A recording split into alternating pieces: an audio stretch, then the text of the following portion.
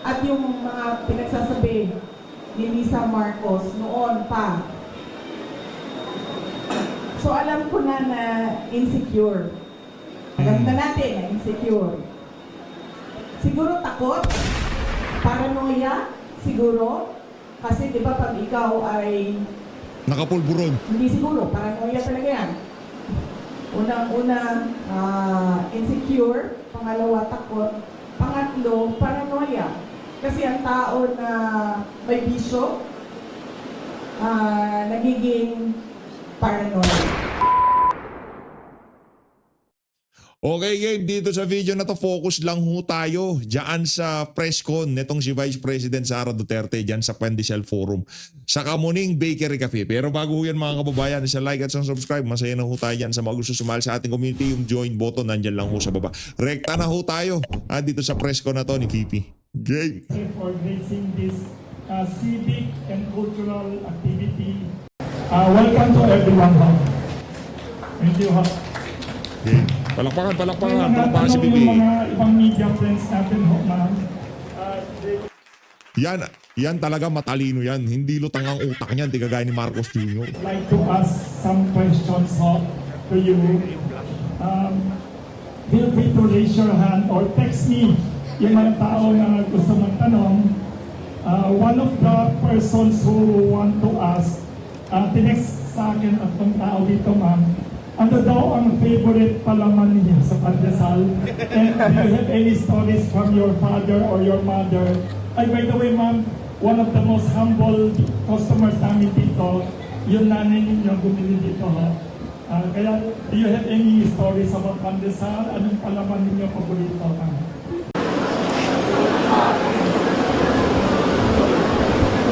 Hello, thank you. Good morning, Madam Vice President. I'm from China. Speaking about the food security, my grandfather, even my parents, their generation, they all have the memory of hunger. They don't have enough to eat. So, but now, thank you. But now, China has pretty much solved this poverty and hunger problem. So, what if both countries will enhance the cooperation in this field? I think for sure China will provide a lot of help and e-commerce also methods. So what do you think the future perspective for the cooperation between the Philippines and China in the poverty reduction and to solve the food security problem? What is the future? What do you think of the future will be? Thank you. Yes. Poverty, hunger. Well, I see, sir, that in the People's Republic of China, there's really a plan on how to uplift the citizens from poverty. And that is very important, that there is a plan by government on how to address poverty, not just by band-aid solutions, but long-term solutions to poverty. First one is you have to have a plan, and then number two, you have to invest in education. I truly believe that the primary solution to poverty is education, and not just the education that we see now, but modernization of education as well. It has to evolve with the changing times. And then next is food security. It is important that the state invests in modernization and assisted farming. So sa una po, initially, it has to be that the state is involved in providing the necessary capital to the farmers to give them the start-up. And then it has to be state farming as well, so that we get to use all the available lands, not just 1 or 2 hectares of private lands. It has to be all available lands for agriculture. It must be, the government must invest in farming. Thank you, Vice President. May Hindi, nag-text din dito. Bibi, hindi yun ang solusyon. Dapat magbenta tayo ng 20 pesos na bigas. 3 people. What is the, kasi sabi nila, millions of people in the Philippines today suffer from all kinds of crises, political, economic crisis. We have also the flood control crisis. Ano naman ang personal worst crisis that you have experienced personally or professionally, and how did you cope ho, ma'am? And what lessons can we learn from the way you cope ho? Kasi maraming crisis sa Pilipinas ngayon. Everyday na lang sa news front page, puro political crisis, corruption crisis, flood control crisis, food crisis.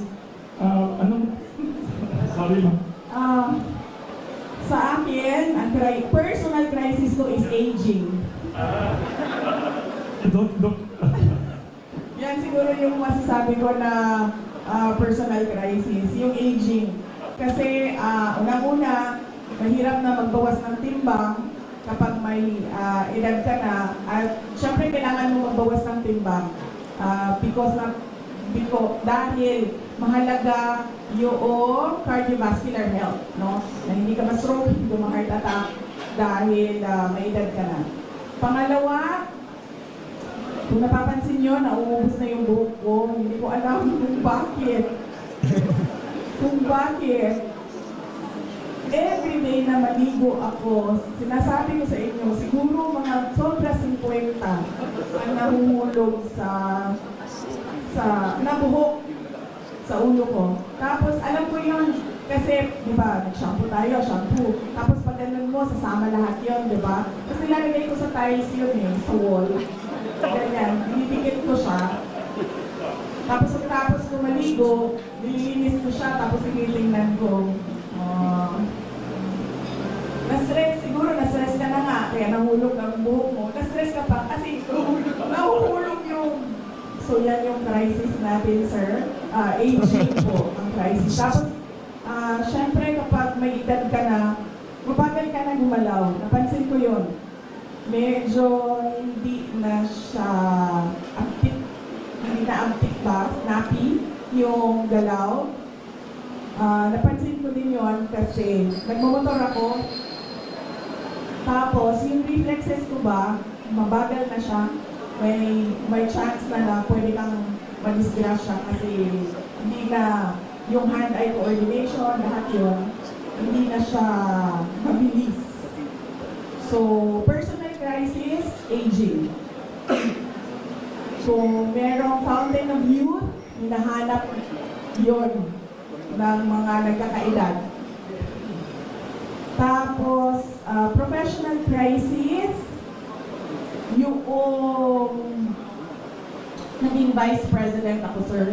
Tapos, was serving in the cabinet of BBM.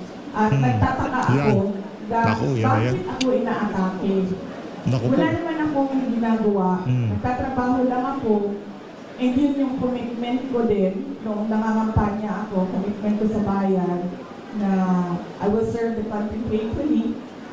Pero kahit nakaupo ako as a cabinet secretary sa Department of Education, tapos sa Office of the Vice President, ang ginagawa nila, nag-roll out lang ng project, inaatake ako ng administrasyon.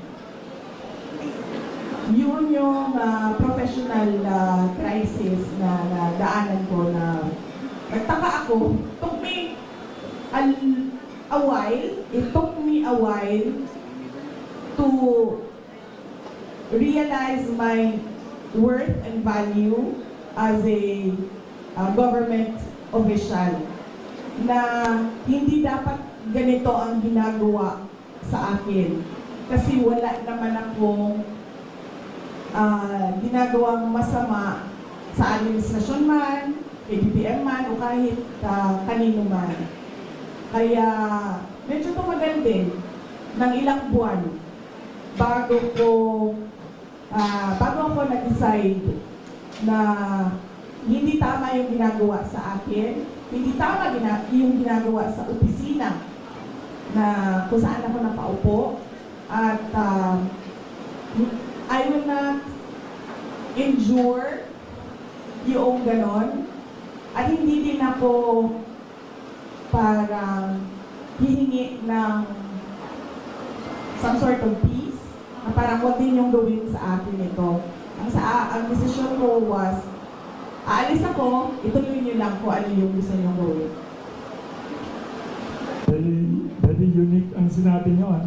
Very inspiring. We should take care of our aging process. Ang galing, saka professional, maganda yun. Galing. Advice ko yung mga sinabi niyo. But you don't look like a person who's aging. Kasi, Sir, siguro, vitamins ko, yes, ang maintenance ko isa lang. Ang vitamins ko, 1,000. wow. Ay, So take vitamins, don't forget. vitamins ko isang piraso lang. Ay ang maintenance ko isang piraso lang. Ang vitamins ko 1,000 yan. Kung ano-ano nang iniinom ko para mapigilan lang yung aging. Thank you very much, ma'am. Buti na lang. Ayan. Buti na lang lininaw ni BP yun. Kung hindi, ititwist naman ng mga media yun. Ang vitamins ko 1,000. Tapos sasabihin, ako talagang ito si Sarah, pera vitamins niya. Di ba? Ganyan yung mga media na yan eh. Uunahan na ho natin ha. Baka kung saan nyo pa marinig. Si Mr. One of the earliest. Yes. Pagkibigay naman kay Mr. Ian ng GMA 7. One of the earliest to come.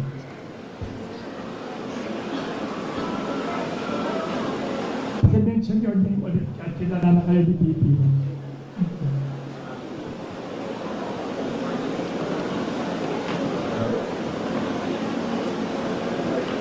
Microphone, Teresa.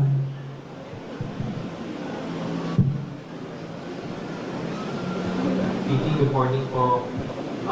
Kunin lang po namin yung reaction nyo dun sa sinabi po ni President Bongbong Marcos na hindi daw po aabot yung mga allegation ng korupsyon sa pagtanggapan po nila sa Office of the President okay dun sa mga flood control projects po. Yan. Sasagutin niya ni Attorney Trixie. I would like to acknowledge the presence of Attorney Trixie.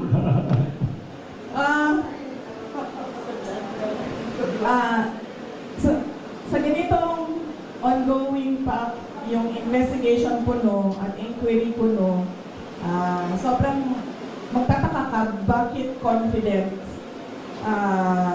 yung Pangulo na hindi aabot sa Office of the President yung iskandalo at yung corruption. So ibig sabihin, siguro alam na niya kung ano yung kalalabasan ng inquiry at ng investigasyon. So wala namang iba sigurong explanation kung bakit napaka-confident mo sa mga mangyayari pa. Wala pa akong nahanap na tao na alam kung ano yung mangyayari bukas. Siya pala ang Special eh. pala. Kasi nga yung ICI na yan, napakalaking kabulustugan yan.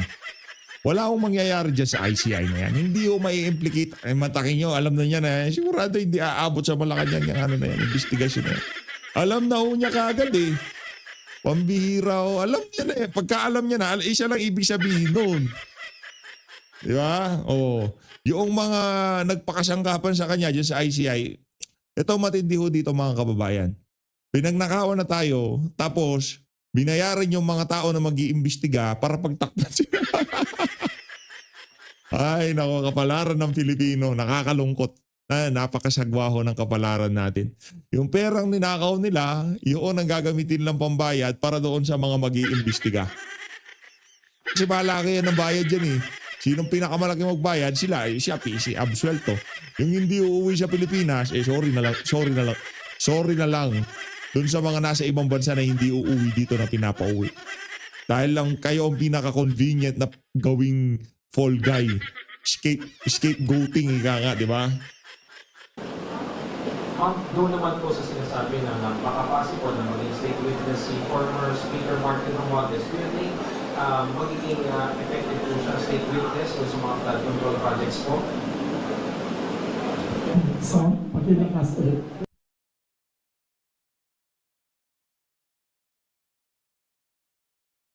Ako po doon sa pagiging state witness daw. State witness ni former former speaker. Speaker Martin Romualdez.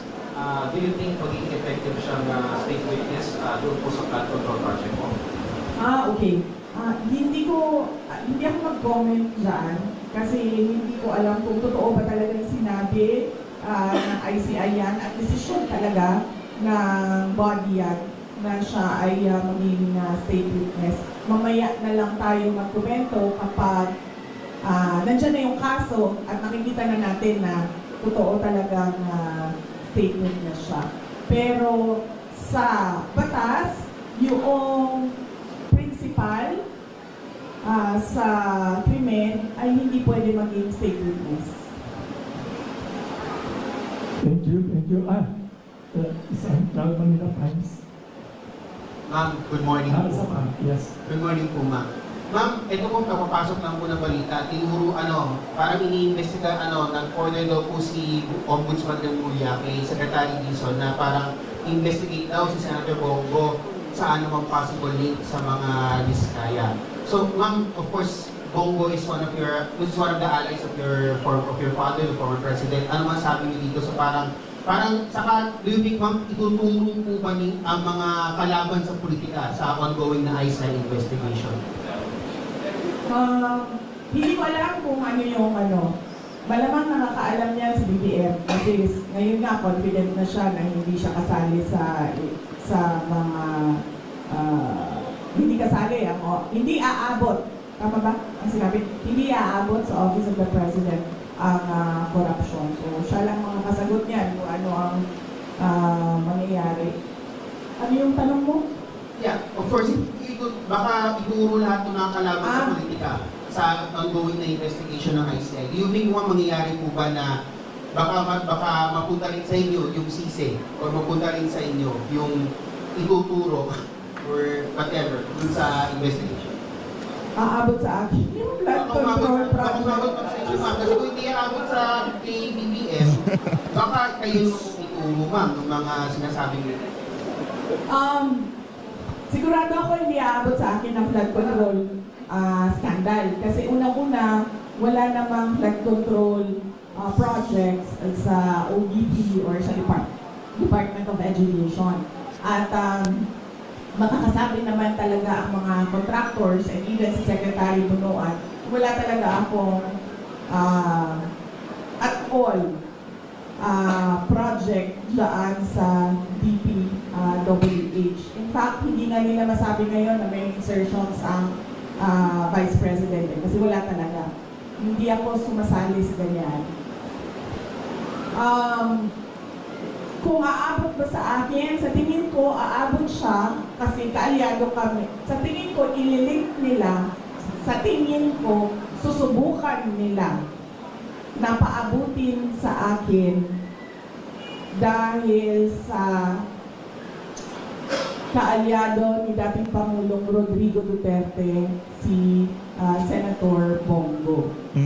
Doon siguro nila gagawan ng kwento yun. Yung part na ako, si PRD, nasa gitna, at si Senator Bongo, nasa kabilang side. Last question na lang, ma'am. Ma'am, medyo light tayo, ma'am. Ma'am, if you're bread or tinapay, anong bread kayo? Anong bread si BBM? Anong bread si Martin Romualdez? Anong bread si Santiago? Ito talaga, Taga Manila Times pa ganun.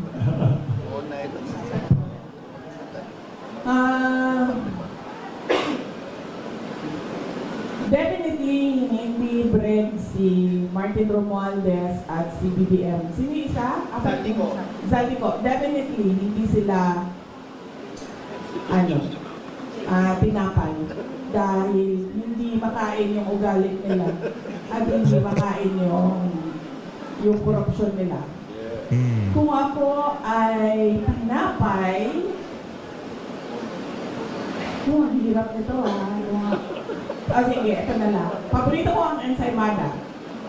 Okay? Pinaglihi ako sa ensaymada. Ako. So kung ako ay tinapay, ako ay isang ensaymada. Paborito pala ni BP, ensaymada eh, no? Last question. Last question. Ay, si ano, sorry, may isa dyan si Mr. Jason. Last question. Isa number one fan mo siya. Yes, nakasan. Hi ma'am, Jason po ng SMNI News. Going back po dun sa naging statement ni President Marcos, I would like to ask for your comment on this. Na sinabi niya, I am confident that whatever mud might be slung at the administration, that will be able to show that these are politically motivated and do not actually have any validation impact. Sabi niya po, politically motivated na link siya sa mga issue ng korupsyon o patuloy. Your comment on that, ma'am? Hindi na ito politically motivated. Bakit? Hindi naman siya makakatakbo na ulit eh. Hindi na siya politiko. Presidente na siya. And that ends there. Hindi natin alam kung sa 2028 o another 20 years na naman of a BBM, of a Marcos, No. Hindi na siya hinahabol ng mga tao, ng taong bayan dahil politiko siya. Hinahabol siya ng taong bayan dahil wala siyang ginagawa bilang Pangulo. Hinahanap sa kanya yung trabaho niya bilang Pangulo. Yung. Ang follow-up question sa sinabi rin ni President Marcos, he said na politika lang nga ito and sabi niya, gusto nila akong tanggalin. Yan ang sinasabi ko. Diba? Sino ba sa ating lahat ang nagsasabi at nagpaplano ng destabilisasyon? Walang nagsasabi na oust Marcos. Ang merong mga grupo na nagsasabi resign. Yun lang ang the most na sinasabi ng mga tao. At nagtataka ako sa administrasyon, bakit nila sinasabi na destabilisasyon ang pagpapahayag ng mga tao sa galit nila? Kasi hindi yun destabilisasyon. Yun ay freedom of speech and expression. So kahit man mag-rally ang mga tao araw-araw sa EDSA, hindi destabilisasyon yan. Freedom of speech and expression yan. Pagpapahayag yan ng galit mo, paghahanap yan ng accountability, ng transparency sa administrasyon, sa gobyerno.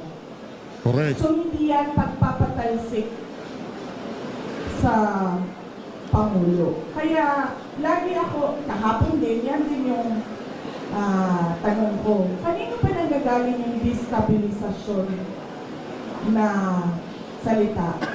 Sa administrasyon. Kasi, duda ko, natatakot sila sa magposibleng mangyari sa kanila. At alam naman natin na matagal na talaga silang insecure. Noong kampanya pa lang, madami na akong kwento na yung pagigipit nila sa campaign team ko. So alam ko na noon, at yung mga pinagsasabi ni Lisa Marcos noon pa. So alam ko na insecure. Alam na natin na insecure. Siguro takot. Kaya nila nasasabi may destabilisasyon. Kasi takot sila. Kasi totoo yung sinasabi ng mga tao na ginagawa nila. Hindi nila ma-deny kasi nasa papel Diba? Nakikita mo sa budget ang nangyayari. So hindi ma-deny. So takot. Paranoia, siguro. Kasi di ba pag ikaw ay... Nakapulburog. Hindi siguro, paranoia talaga yan. Unang-una, insecure. Pangalawa, takot. Pangatlo, paranoia. Kasi ang tao na may bisyo, nagiging paranoid. Na magbibigay lang ako ng example, pinapa-explain ng mga departamento kung saan ako pumupunta at bakit matagal ako sa isang lugar. Ganun na yung papel na umiikot sa loob ng gobyerno. Yan ang politika. Diba?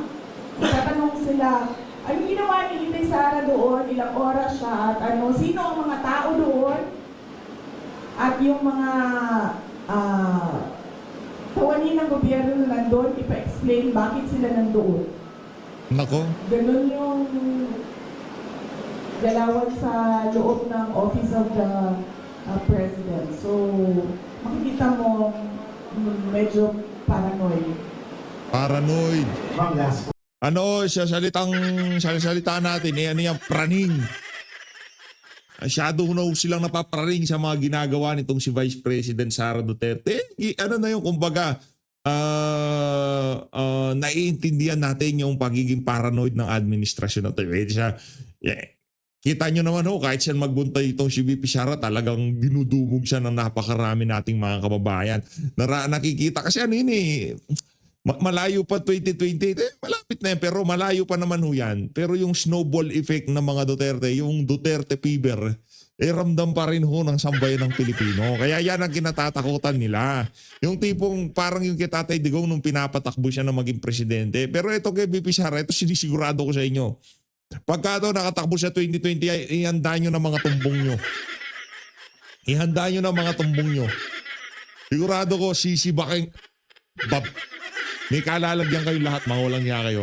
It was the first time na narinig namin sa iyo during your press conference or ambush interview sa Zamboanga kung paano po nagamit yung confidential funds ng Department of Education. And you've mentioned si Zaldico.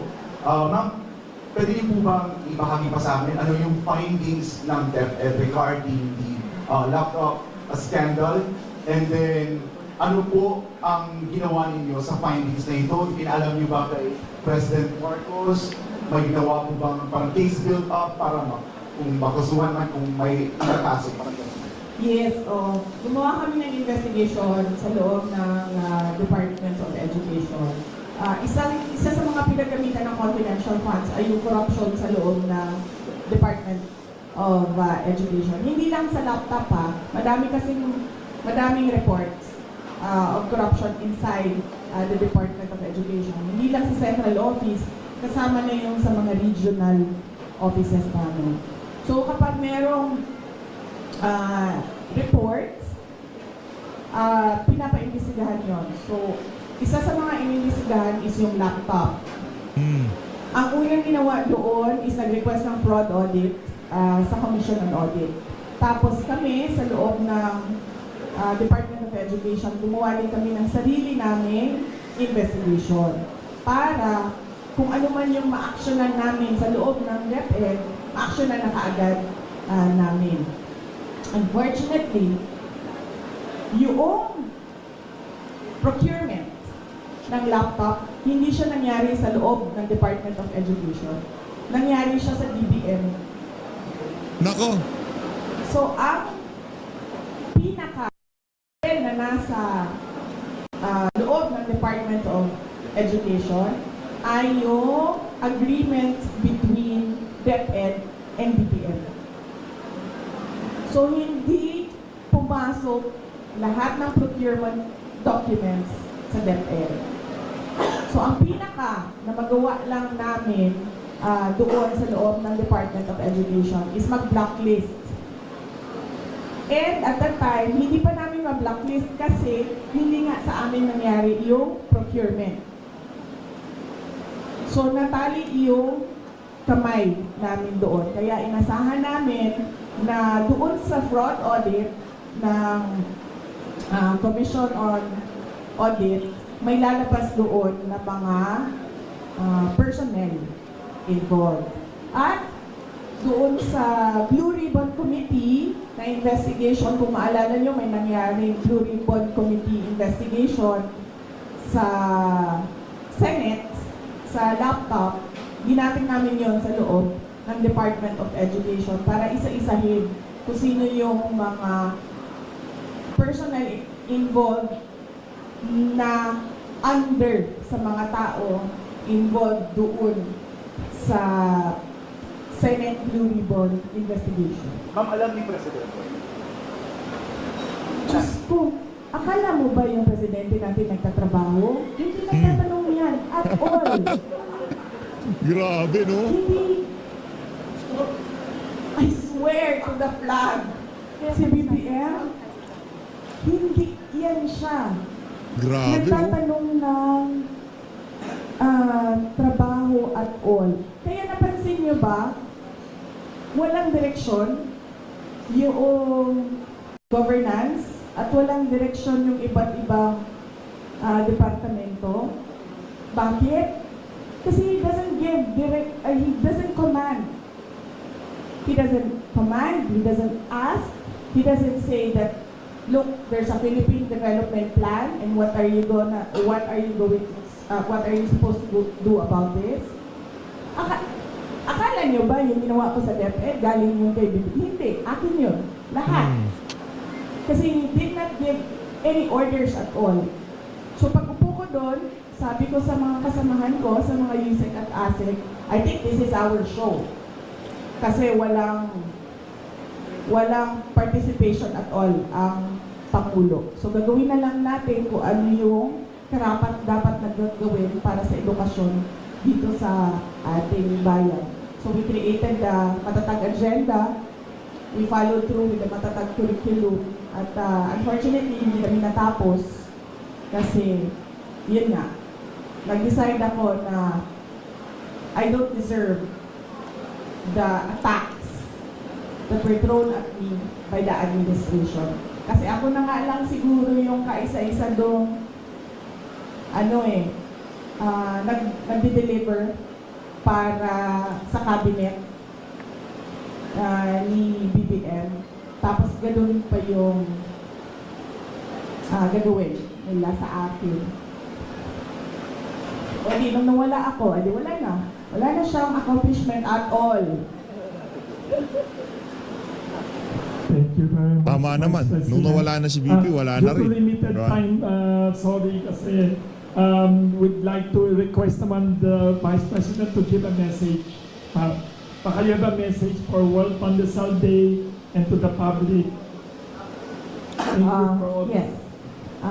Happy World Pandesal Day sa inyong lahat. Nagpapasalamat ako sa oras at panahon ng ating mga kaibigan sa media sector ngayong umaga na ito dahil nakasama namin kayo sa World Pandesal Day. At maalala ko nung kabataan ko, ang pandesal ay 25 centavos. So yun yung childhood ko. Yes. 4 na pandesal sa piso. Yun yung childhood ko. 1980s. Yes. So, unfortunately ngayon, hirap na ang mga tao na bumili man lang ng 4 na pandesal. If at all, meron silang maibigay sa anak nila, isang piraso na pandesal. And we deserve better. The Philippines deserves better. The children deserves better. They need food prices. We need food prices to go down. We need the children to enjoy not just one piece of pandesal, but kung gusto ng bata na kumain ng 5 piraso, dapat nabibigyan ng oportunidad ang ating mga kabataan na mag-enjoy ng 5 piraso ng pandesal na affordable sa kanilang mga magulang. Maraming salamat. Thank you very much, Vice President. Palakpahan nun natin si Vice. Mahaba pa ito eh. Ma'am, by the way, dito pala sa Kamuning. Ayun na nga mga kababayan, dito na natatapusin ang ating reaction video. Maraming salamat po sa pag-support sa PH Update. Mag-ingat po kayo lahat. Halinad ng Pilipinas. Saludo, maraming salamat mga kababayan.